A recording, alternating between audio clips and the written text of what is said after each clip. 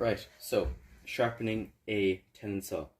For this, you will need a saw file or any triangular file, be that a needle file or normal file. For a tenon saw, you want to set it up for rip cut, meaning that you file straight across instead of at an angle.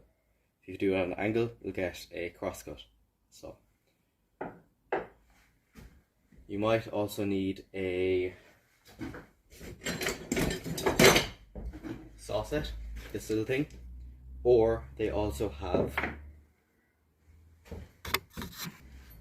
or you can get one of these little yokes. Now, these would probably be more common, and I'm not quite sure how to use this one, so I'll be using this one for this.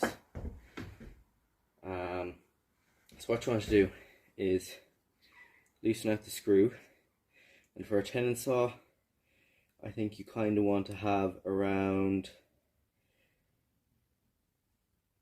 8 or 10 set. So I'm not sure if you can see that, but I have that set to around in between 8 and 10. Let's lock that down. What this saw set does is it pushes the teeth over so that the saw doesn't bind up in the cut. So what you're going to want to do is you're going to want to put it on, line it up with one of the teeth, and then just squeeze down, and it should push the tooth over. Now this saw has already been set, but it's a little bit dull, so I'll get to sharpening that now.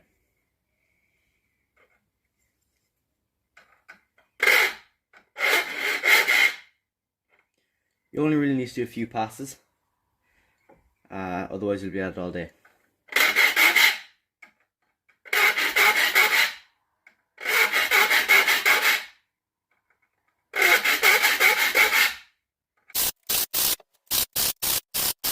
Now, there we go. So now we'll just test it.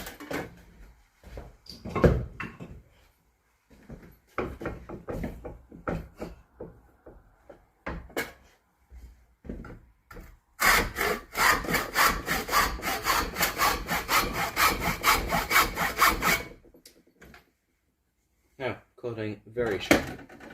So that's how you sharpen a tenon saw. There you go.